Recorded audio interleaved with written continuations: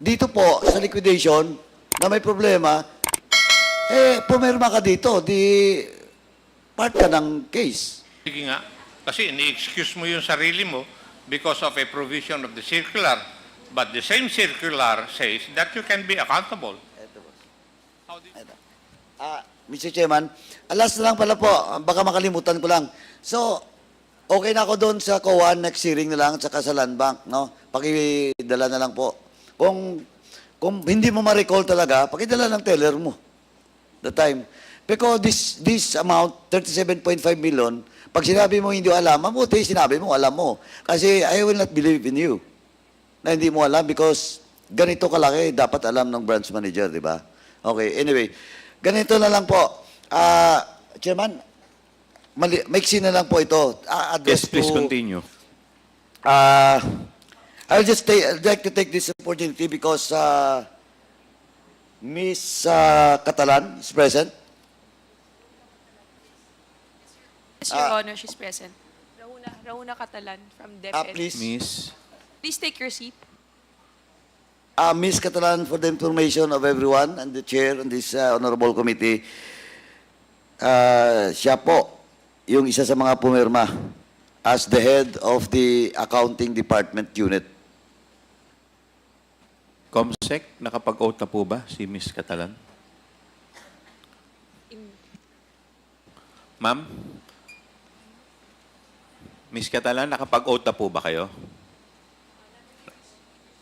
Last hearing, nakapag-oath na? Okay. Yes, please continue, Congressman Paduano. Ma'am, are you still with the DepEd? Yes, Your Honor. And please tell us about your present position in DepEd. I've been the chief accountant since 2010 Until now? until now. Until now. So, you're aware of this liquidation report that was submitted by COA to this committee. And your name was affixed in this liquidation report. And you have a signature on this liquidation report. Yes, sir.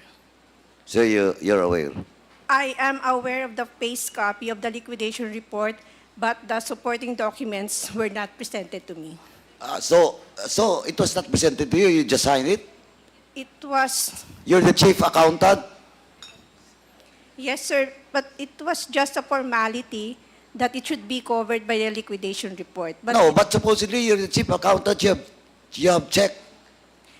But per joint circular, sir, it was stated that the liquidation report plus the supporting documents shall be submitted by the disbursing officer direct to the ICPAO without any presentation to the chief accountant.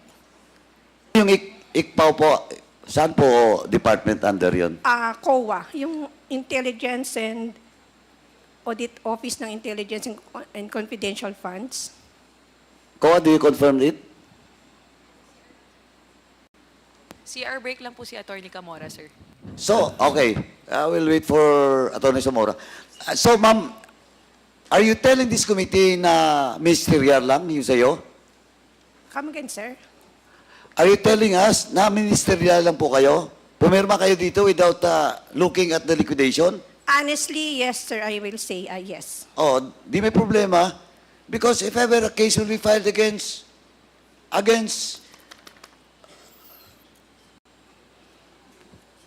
dito po sa liquidation na may problema, pumirma ka dito, di part ka ng case. But then again, sir, under the joint circular, it was clearly stated that the documents and supporting documents to the liquidation report shall be directly submitted to the COA. And it means that it will not pass through the accounting. Oh, GMC, COA, pakicheck nga, shall. Mr. Chair, with the indulgence Congressman of Acop, Paduano. you're recognized. Madam Accountant, mukhang mali yata. If you read the joint circular, there's a provision there. Teka, hanapin ko. Kasi may kopya ako noon eh. Nakalagay doon, under paragraph 4.16, in case of misuse of the intelligence or confidential fund, and depending on the participation in the transaction, the budget officer, chief accountant, the treasurer, and the project officer may likewise be held accountable with the special dispersing officer. So you can be accountable, madam. It's a provision of the joint circular. But then again, Your Honors, per provision 6.1.8.4, it was stated that the supporting document should be submitted by the, no, it's not. So sorry, again. That, Mali yung binabasa mo. Sir- 6.1.8.4? sir, my apologies, sir. Oh, kasi Ay. mali eh. Okay. I have a copy of your circular here. Binabasa ko nga eh.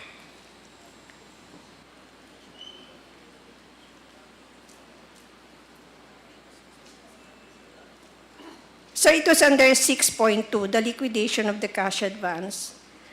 It was stated under 6.2.2, all cash advances for CF and IF shall be liquidated within 30 days after every quarter and from the approved date, target date of completion. Submission of the liquidation report duly signed by the head of agency or SDO, approved by the head of agency, together with the supporting documents under section 6.2.3 hereof and listed in the covering transmittal letter of the LR. This shall be submitted directly to the ICPAO in a sealed envelope with a visible label confidential for ICPAO only through any of the following: registered mail courier and authorized license officers. So, under this provision, it was clearly stated or implied that the documents didn't pass through or were not reviewed by the accounting office.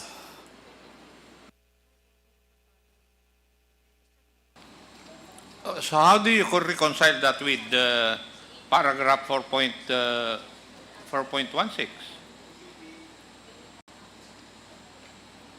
Sige nga. Kasi ini-excuse mo yung sarili mo because of a provision of the circular. But the same circular says that you can be accountable. How do you reconcile that?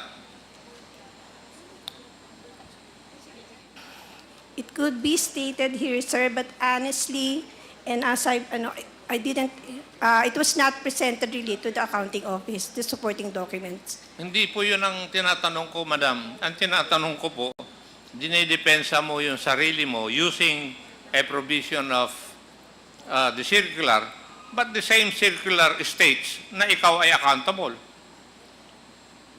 How do you reconcile that? Kasi nasa akin yung kopya ng circular ninyo, ng COA eh. Oh. Kaya nga ako nag-intervene dahil ini-excuse mo yung sarili mo sa liability. Pero the circular says that you can be liable.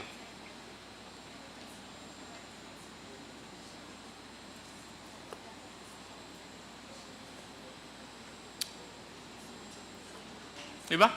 Yeah. You read 4.16.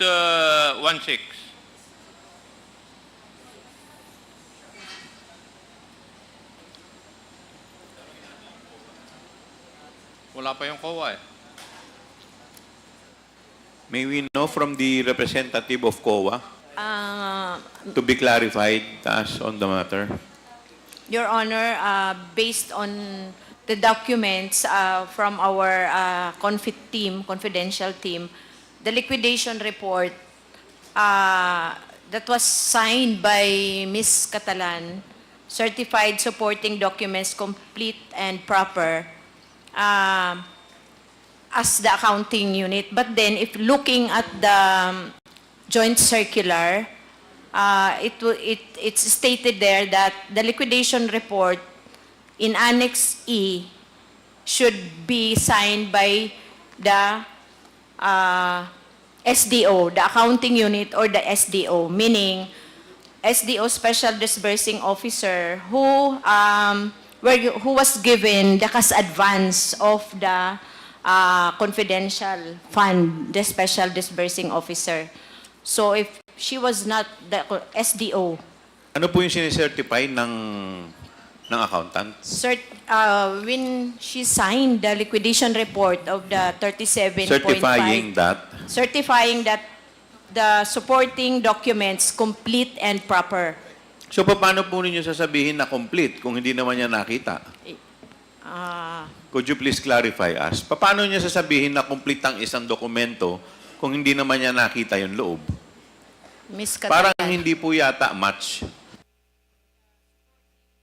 Your Honor, it has to be Ms. Catalan who will answer such. Ma'am, how can you certify something as complete and proper if you did not verify what is the content of the documents? Sir, it is a standard procedure that every liquidation document should be covered by a signed No, but liquidation. that is common sense eh. Yes, sir. But Paano po kayo magse-certify ng isang dokumento na complete and proper nang hindi nyo nakita? Hindi po ba kayo nagtaka na nagse-certify kayo ng isang dokumento na complete and proper pero hindi nyo naman nakikita yung laman ng loob? unfortunately, that was the case, sir. Did you bother to ask the legal department or the COA na bakit kailangan dumaan pa po sa inyo? Bakit nyo kailangan i-certify ang isang bagay nang hindi ninyo ini-inspeksyon o tinitingnan? It was one of the requirements, sir, and I was made to sign that document, unfortunately.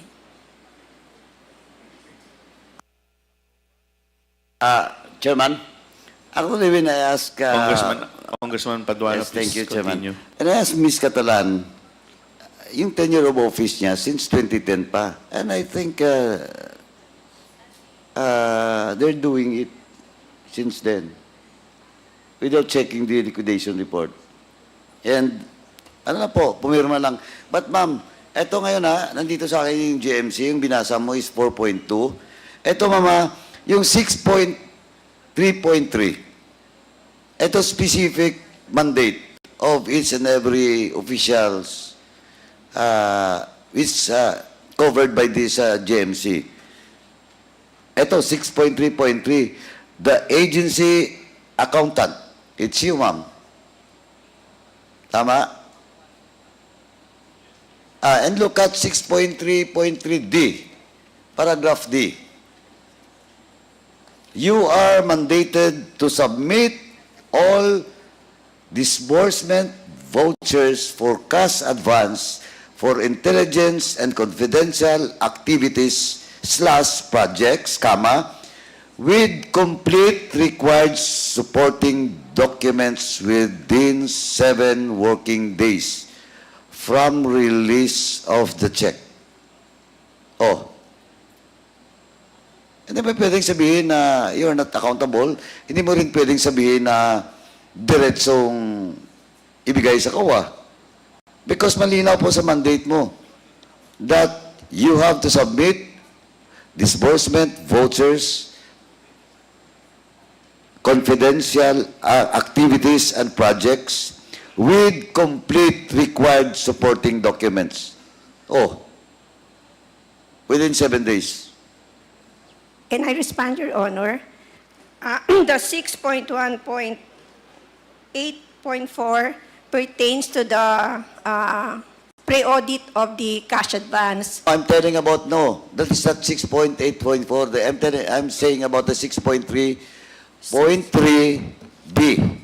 6.3.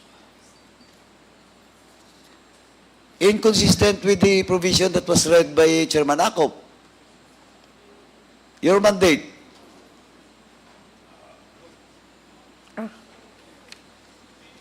Anyway, Mr. Chairman, it is on record that that the chief accountant of the DepEd never bothered to check the liquidation report.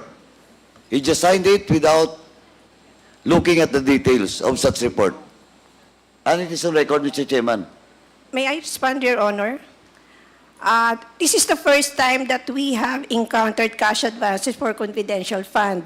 But for the regular cash advances for regular funds, we always ensure that the documents attached to the liquidation of the cash advances were complete.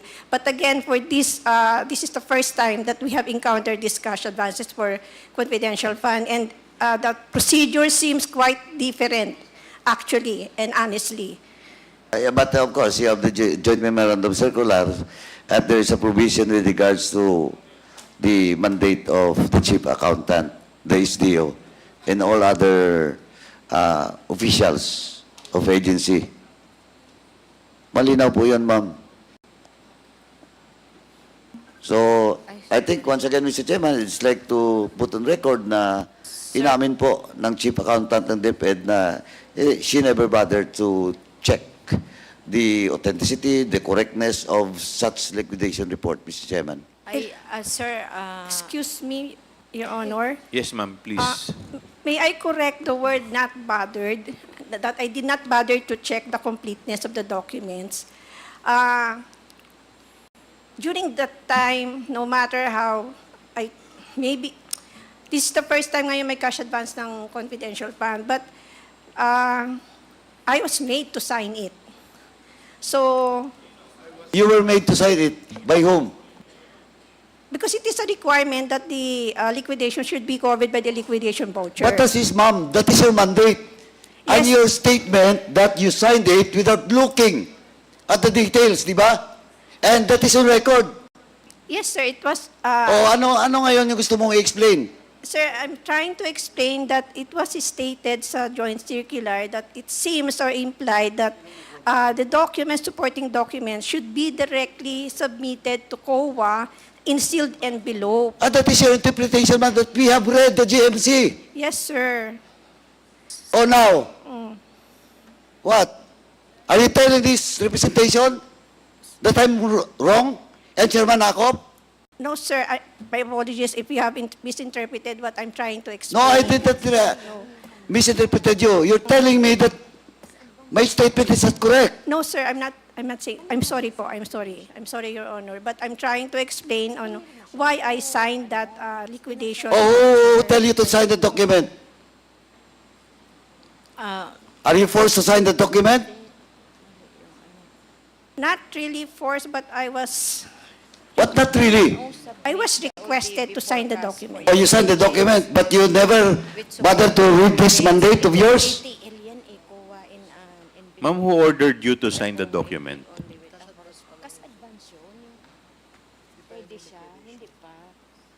Who ordered you to sign the document? Not really ordered, but I was requested by... Yes, who requested you to sign the document? By ASEC Shine Paharda. Sino po? Si Assistant Secretary Shine Paharda. Sunshine Fajarda. Okay.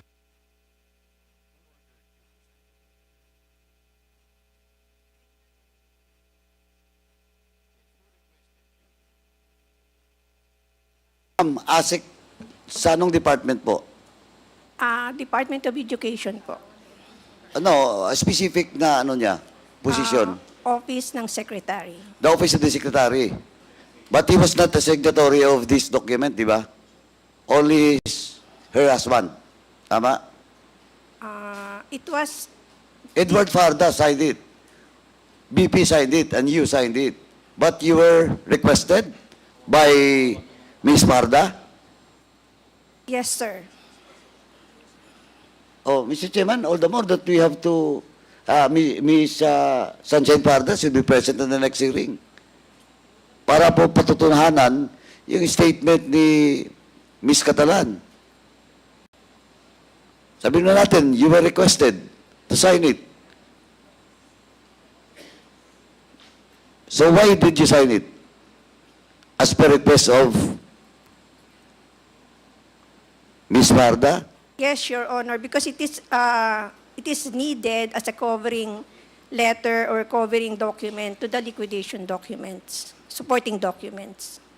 Oo nga, pero sabi ko na nga, kaya nga yung statement ko kanina, you don't even bother to check. Pumirma ka lang. Di ba? No, it's either it's your lapse or you were forced to sign it without checking all those liquidation report. Di ba, ma'am? Yes, Your Honor. O, ano bang tama? Nagkamali ka lang. Nakaligtaan mo i-check or you were forced to sign it without checking the liquidation report? It's hindi po nakaligtaan, but it is a needed document in the submission of the liquidation. Of course, I know it. It is needed, you have to sign it. But ang question is, siyempre accountable ka, ma'am, because of your mandate and your position, di ba? Now, sabi ko na, nakaligtaan mo or you were forced? I was requested, sir. Hindi ka nga. Saan ba? Nakaligtaan mo or you were requested? You were requested na pirmahan ka agad without checking the liquidation report? Yes, sir. O, di, Mr. Chairman, again, kung anong word gamitin, requested ba o she was forced to sign it without checking the liquidation report, ganun pa rin yun. Di ba? Ganun pa rin yun. Ma'am, meron po akong isang tanong. Nakakatanggap po ba kayo ng envelope kay ASEC Paharta? Yung totoo po, ma'am. Remember, you are under oath. Aside from your allowance, from your regular budget, nakakatanggap po ba kayo ng envelope just like Yusek Mercado and Director Osias from ASEC Paharda? Yes, sir. Magkakano? Minimal amount lang po. Which is, how much po? It's not even, Magkano po?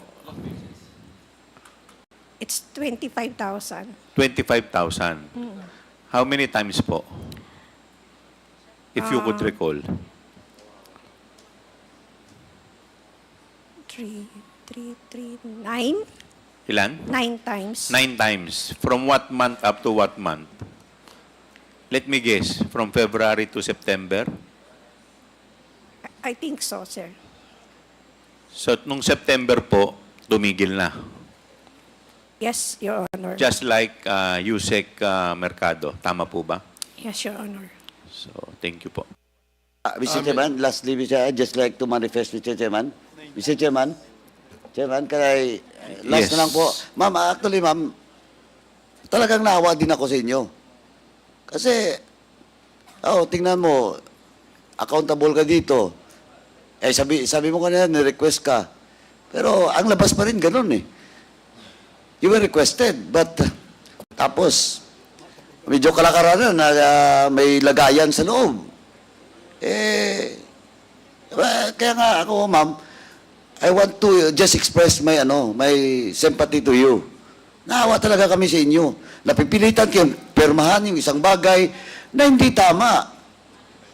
Ngayon kung may kaso, pag lumabas yung NDA, yung finality nun, tatamaan kayo dyan.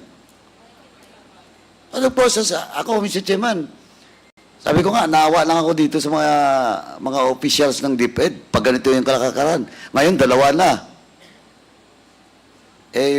Baka sunod, hindi lang 2. Di ba? Kaya, Mr. Chairman, at least ngayon, umamin na si ma'am, tama na ako. Okay na ako, Chairman. Thank you. Mr. Chairman. Yes, Senior Deputy Speaker, Don Gonzales, you're recognized. Ma'am, Mr. Chairman, I'd like to address my question to Ms. Catalan, ma'am, the accountant. Ma'am, Mr. Chairman, siguradong dumaan sa iyo itong cheque na to, di ba? You're the accountant. Yung 37.5 million. Tama ho ba? Your Honor, hindi po dumaan sa akin yung cheque kasi ang napadala po sa amin ay voucher. Tama. It would- Meaning to say, the voucher is the basis sa preparasyon ng cheque. Di ho ba? No. Yes, Your And Honor. definitely, there is a date put in the voucher and they will follow that date in preparing the check. So the check was signed by, of course, Yusek Sibilia and Yusek Mercado. Ang napansin ko lang po dito, in your recollection, 2023 yung isang cheque, that was February 20, 2023. That's number 1 check for the 37.5. Number 2 check, I thought this is quarterly. Ang date po ng cheque is April 19, 2023. It falls down to 1 quarter. Isang quarter lang po yung dalawang cheque na issue. Ang pangatlong na cheque na issue po ng November 23, 2023. At hindi po, na-issue po pala yung pangatlong cheque is July 11, 2023. In your recollection, tama ho ba itong cheque and based on your obligation, on your voucher during the processes of the vouchers into check? Parang tama po, Your Honor. Tama. So, tama ho ba yung tanong ko na per quarter at dalawang cheque po yung ginawa niyong 37.5 in 1 quarter? Tama ho ba? No, Your Honor. Per quarter po siya. Per quarter is February. February for the first quarter, and then yung April for the second quarter, and then yung July for the third quarter. So, tama ho ba? Po. Okay. So, that is equivalent to 37.5 times 3. That is equivalent to 112.5 million. Number 2 question po. Itong 125 million under Gina Acosta, ang date po ng check na is July 13, 2023. Halos nagkasabay lang po yung July 11 ng DepEd at saka yung July 13 ng OVP. Ang OVP is 125 million and the DepEd is 37.5 million. Kaya ang tinatanong ko po, wala na po yung land bank, umalis na? Kanina. Umalis na po yung land bank? So, meaning to say, ang July 11 at saka yung July 13, ang na-withdraw po is 37.5 million at saka yung 125 million. Tama ho ba sa, hindi po kayo OVP pala, DepEd kayo. May OVP ba dito? OVP? Sa management, po. Wala. Kasi kung tignan mo itong dalawang cheque, isang mukha lang po ito 2 days lang po ang diferensya. July 11 and July 20, 2023 of the amount of 37.5 and 125 million. Kaya tinatanong ko po sana yung land bank, kaso wala na. Next hearing ko na lang po, Mr. Chairman, tanungin. Kasi tatanungin ko siya kung paano niya na-withdraw itong 3 cheque at saka itong 125 million. So, Your Honor, Mr. Chairman, yun lang po. Maraming salamat. Thank Chairman. you. Thank you, SDS. Chairman. Interject Yes, lang. Congressman Lara, please. Yes, yung tanong chairman ni SDS Dong para sa OVP, I think nandito si Attorney Puka, baka pwede niyang sagutin yung tanong ni DS Dong. Mr. Chair? Yes, if I may nandito be- ang OVP, former din naman. Mr. Chair, if I may be recognized. Wala pa po kasi ako sa OVP nung 2023. I was with DepEd at that time, sir. So, I really wouldn't know kung ano yung nangyari dyan. Ano po kasi dating nakita ko lang po itong cheque Opo. na yung date kasi halos magkapareho po yung date. Yeah, opo. So, July 11, 2023, yung last check, the 37.5, at saka July 13, 2023, yung 125 million. Opo. So, meaning to say, Malapit. Opo. summation of that two equivalents to sum. Yes, sir. Yun po yung sinasabi But, ko. Mr. Chairman. yun po. Unfortunately, sir, I got out of DepEd nung nag-resign si VP, which was already July 2024. Andito pala yung land bank. SDS, Ma'am, sorry Diyan na po yung land bank, SDS. sorry ma'am, nakabalik kayo, di ba? Magtatanong ko lang sana kung itong Edward Paharda, kasi po ako nagtanong to last hearing, di ba yung cheque, papayingkas, ikaw yung branch manager, di ba? Pag ipapayingkas po yung cheque, nakaprepare yung pera, bigay mo sa counter. Pag binigay mo yung pera sa counter, may papipirma po kayo sa kanya, di ba? Yung receive the amount of this, and sa likod ng cheque, pipirma pa po si Mr. Paharda. Tama ho ba? Yes, sir. The client will sign as acknowledgement na And at the back of the check, nireceive niya yung cheque. The cash. the cash. So, pwede nyo kami bigyan nung receiving copy, nung tatlong receiving copy ng from Land Bank, yung 37.5 million. We will check our records, Yes, ma'am. sir. Thank you. Tapos, ma'am, number 2, itong kay Gina Acosta na 125 million, sabi nyo kanina sa Show Boulevard po to, pinahingkas. Pwede po, yung sino nag-receive nitong July 13, 2023, na pinahingkas po niya yung 125 million. At yung July 11, na pinahingkas naman ni Edward Parda under your branch. Para ipagsusog lang po natin yung dalawang cheque. Pwede ba? We will check our records, Thank you, sir. Mr. Chairman. Thank you. Mr. Chair, I'd like to ask the question to Ms. Catalan. Do you realize your accountability on this and consequence of what you did, Ms. Catalan? Yes, Your Honor. I would like to ask once again, were you requested or were you pressured? I was requested, sir. You were requested. You were not pressured at all.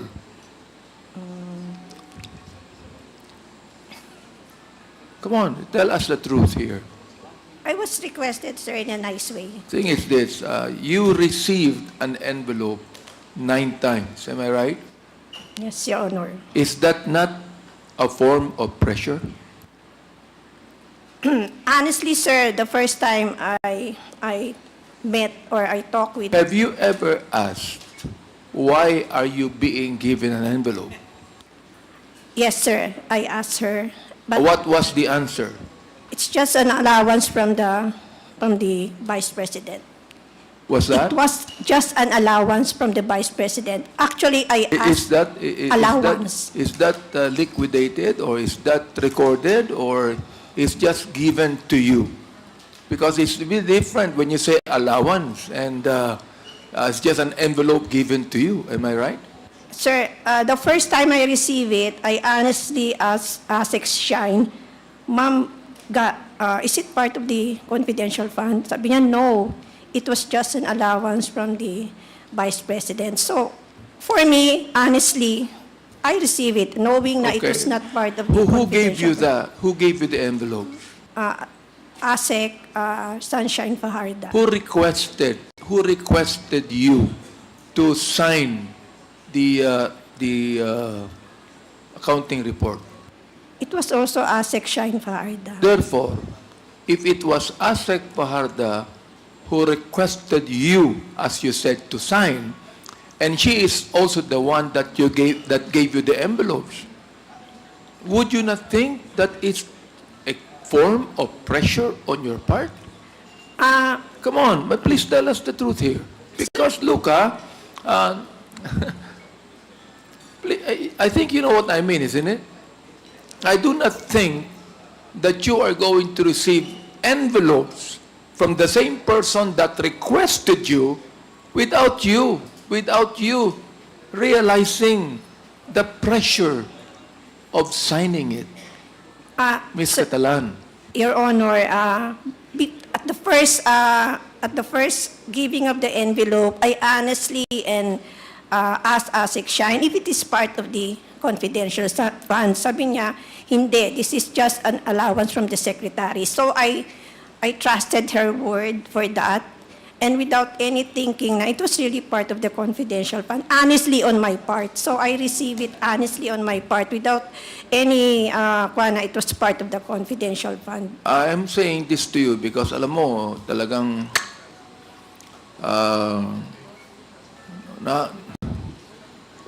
my heart goes out to you, Miss Catalan. You know, I think it would be best that, you know, in your own heart, you have been pressured because you received the envelopes. They're not only being requested. You have been pressured because you received envelopes thinking that they are just allowances, but you know it is never recorded. It is not part of the budget that was given to the OVP or the Secretary of Education. It's not part. Did you sign a voucher for it? No, Your Honor. See? I mean, so what I'm saying is this. Those 9 envelopes you received is a form of pressure on your part or on the part of the same person that asked you to sign. Miss Catalan. Am I right? Yes or no? No. Yes or no? Maybe, Your Honor. No, it's not maybe. It's yes, isn't it?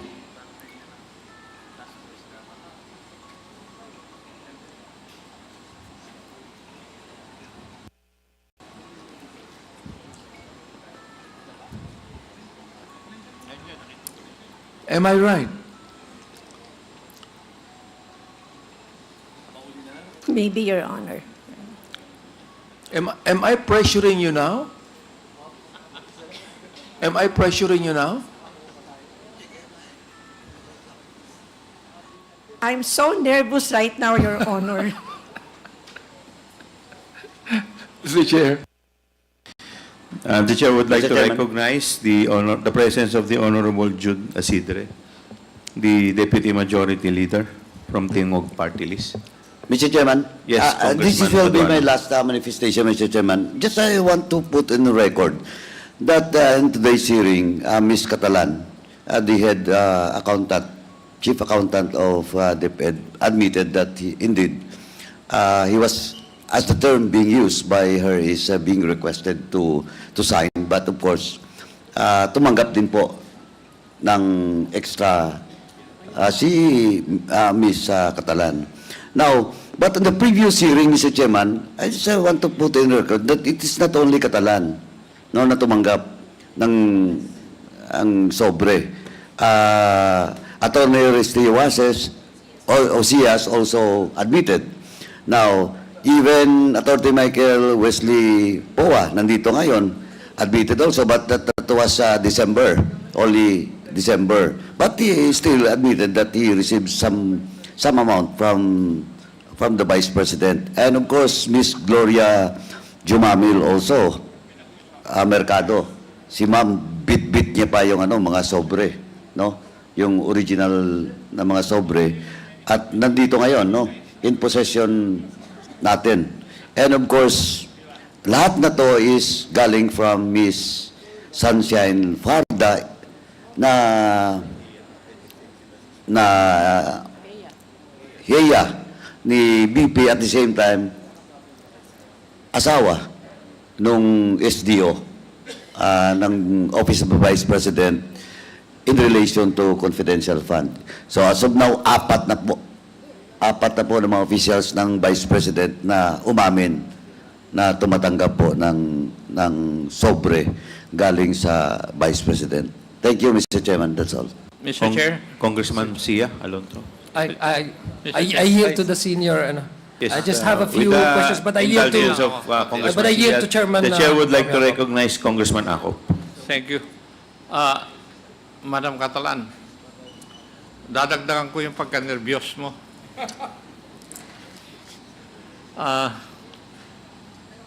Nag-iisip lang ako dun sa sinabi mo na noong binigyan ka ng unang sobre, sinabi mo kagad, ang tanong mo kagad galing ba ito sa confidential fund? Tama po ba yung pagkarinig ko? Yes, Your Honor. Bakit ganun ang tanong mo?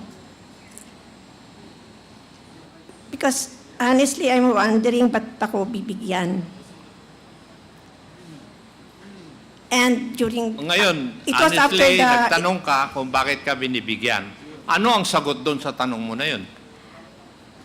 But I was made to understand by ASEC Shaina, it is an allowance from the secretary, Kayo po ay accountant, di po ba? Yes, Matanong sure. ko po kayo, saan po nanggaling na na pondo ang source of fund nung allowance na binigay sa inyo? Well, I didn't have the courage to ask for that anymore. Uy, tinanong mo, you had the courage to ask, galing ba ito sa confidential fund? Tapos you did not have the courage to ask, saan galing yan kung hindi galing sa confidential fund? Di po ba? Your Honor. Di ba may lakas kang loob na tanungin, galing ba ito sa confidential fund? Pero hindi mo tinanong nung sinabi niya, hindi galing sa confidential fund yan. Saan galing? Di ba dapat yun ang sunod na tanong? Following your line of questioning. Kasi, madam, it is irrelevant whether you're aware of what you have signed or not. Kasi under the circular, you can be also liable. You cannot escape that. Kasi sa dami na inimbestigahan ko, basta nakikita yung signature na nandun yung signature, papailan ka ng kaso ng investigador. Di ba? Kaya nagkukuhan ako dun sa kwan eh. You were brave enough to ask kung galing sa confidential fund. Kasi nasa isip mo na dun sa pinirmahan mo, dun manggagaling yung pondo na binibigay sa iyo as an allowance. Di ba? Yun na napasok sa isip mo eh. Na binigyan ka ng allowance sa pagpirma mo dahil sa confidential fund. Sa pag-clear o liquidate ng confidential fund. Di ba, Iha? Yes, Your Honor. Yes. And you didn't know that because of your signature, pwede kang lumubog. Tama? Iha? Yes, Your Honor. Sige. Thank you, Mr. Chair. Thank Mr. you. Chair, with the indulgence of Congressman Adjong, in Congressman relation to Abante, what you are recognized. Congressman Akop said, I remember some years ago, Mr. Chair, that when the Vice President was still in the DepEd, that there is a rule that she made, no gift policy. Am I right, Attorney Poa? Yes, Your Honor. That is correct, Your Honor. That's the rule. No gift policy. Do you remember that, Ms. Catalan? Yes, Your Honor. So why is she giving envelopes? If the rule in her office is no gift policy. Therefore, even the Vice President would think that whenever a gift is given, that's bribery. That is subtle bribery. Ms. Catalan.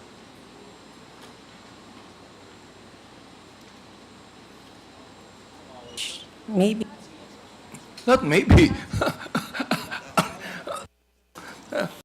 Sabi mo sa akin, no gift policy. So therefore, if the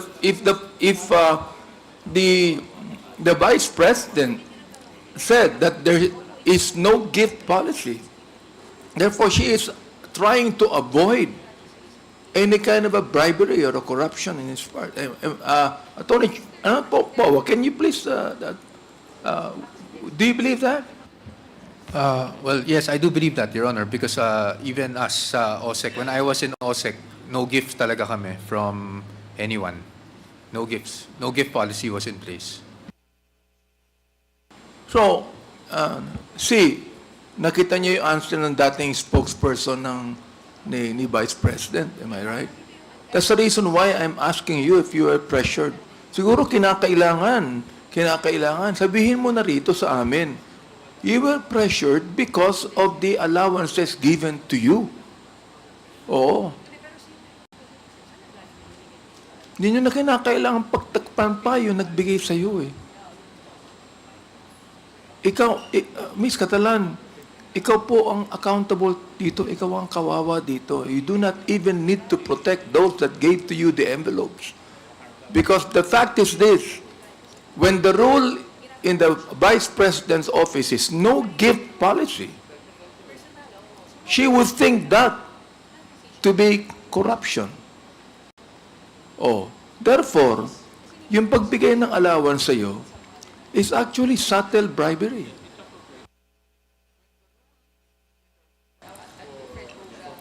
Hindi po ba?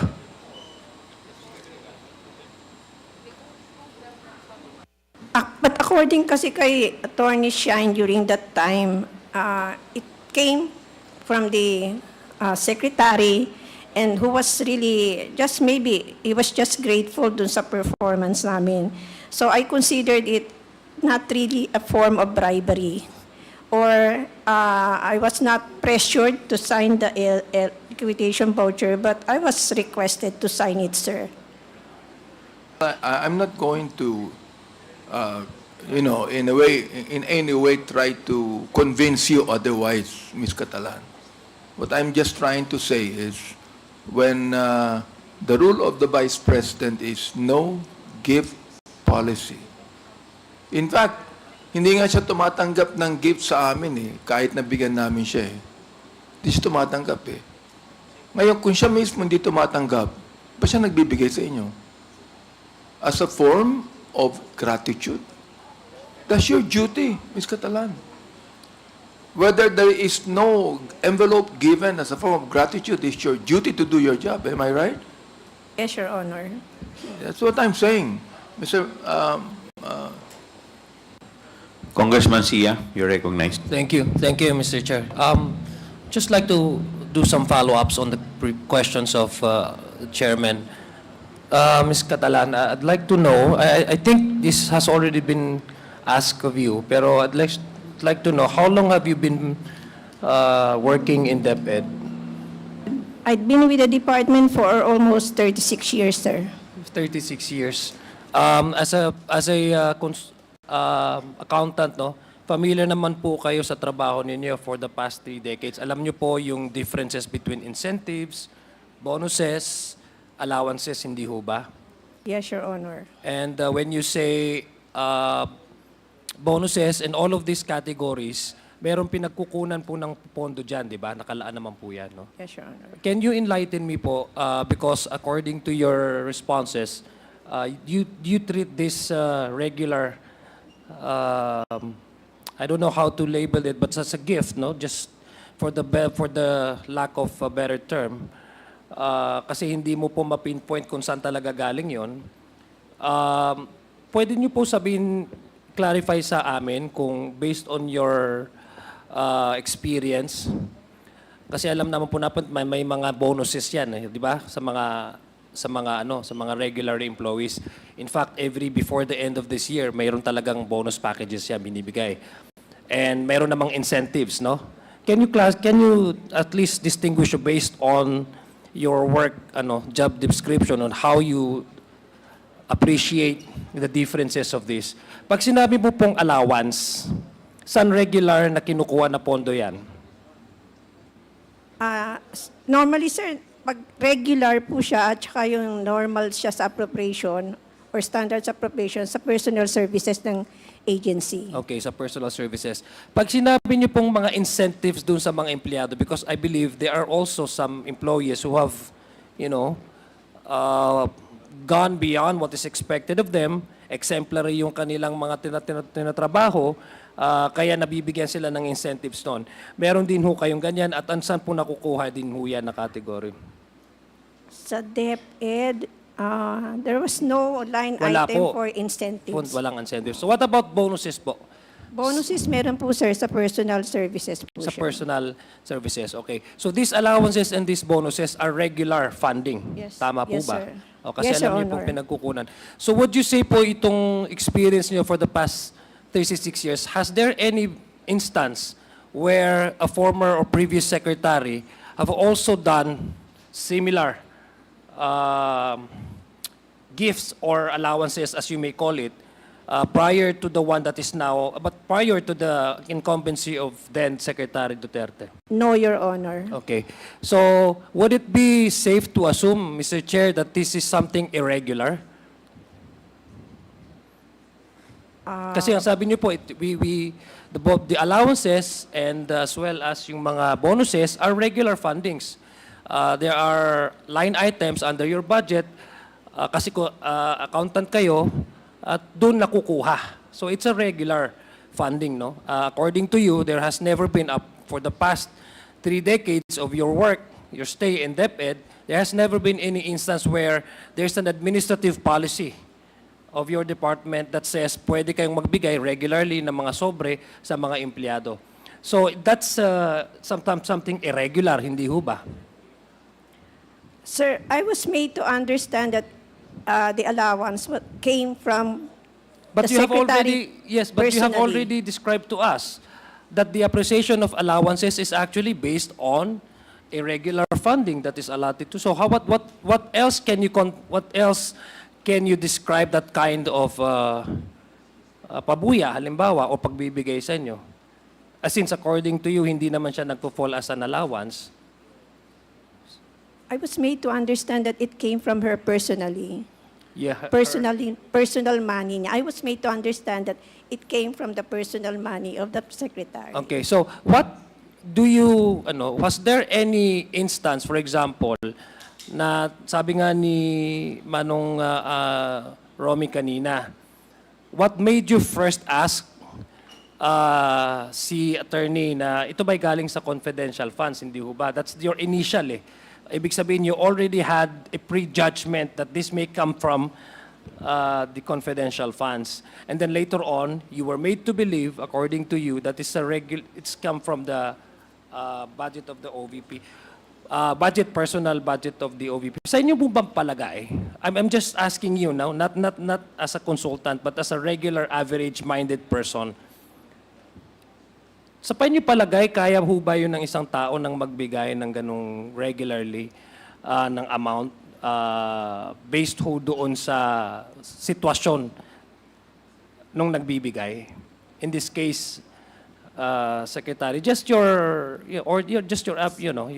Sa akin, sir, kasi kaya naman niya kasi malaki naman sweldo ng secretary. okay, so ang palagay niyo doon doon sa inyo napupunta yung kanyang, sa palagay niyo yun? Yun, sir, honestly. Yun ang palagay ko. Kaya I was made to understand that it came from the personal money of the secretary. Okay, so gusto ko lang pong malaman na Ms. Catalan, how often did you receive these funds? I mean, this Monthly. monthly, so ilang months po kayo nag-receive ng ano? February to So when did it start? When did it start? Kasi sinabi nyo confidential fund. When did it start? When the confidential fund was requested? When was the confidential fund requested again? the first issuance of the confidential fund was around February. So when did you receive the allowance? After the release of the cash. Of Okay, the so check. that made you think Yes, that it's confidential. yes. But prior to the confidential fund, you were never received any. No, Your Honor. Okay, so hindi mo masasabi na galing personal money niya yun. Again, I trusted. Yeah, but you said, Ms. Catalan, that you made to understand that it was malaki naman ang sweldo niya. So bakit nung umupo siya, hindi na siya nag-start magbigay? Bakit nag-start siya magbigay nung first na na-release na rin yung confidential funds? I think that's what made you think that it's part of the confidential funds. Again, Mr. Chair, just a manifestation na sabi nga, it's something irregular. It does not happen, no? In the previous, it did not happen prior to the release or request of the confidential funds. That would be all, Mr. Chair. Thank you very much. Mr. Chair, Congressman Abante.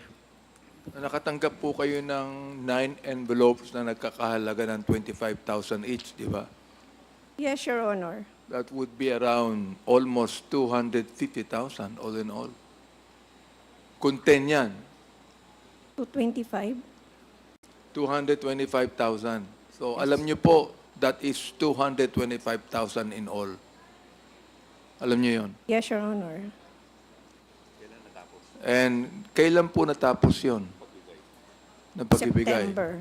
September po. September of last year? 2023, Your Honor. September of 2010. 2023. Your Honor. 2023. Oo.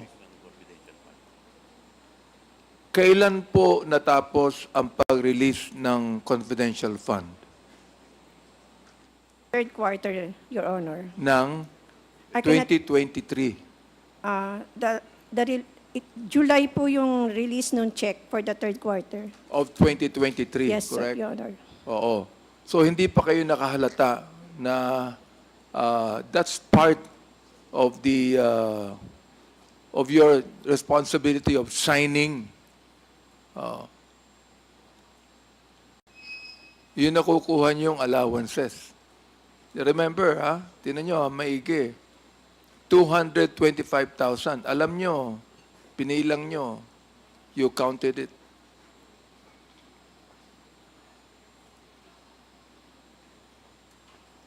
Sa Che, yun lang po.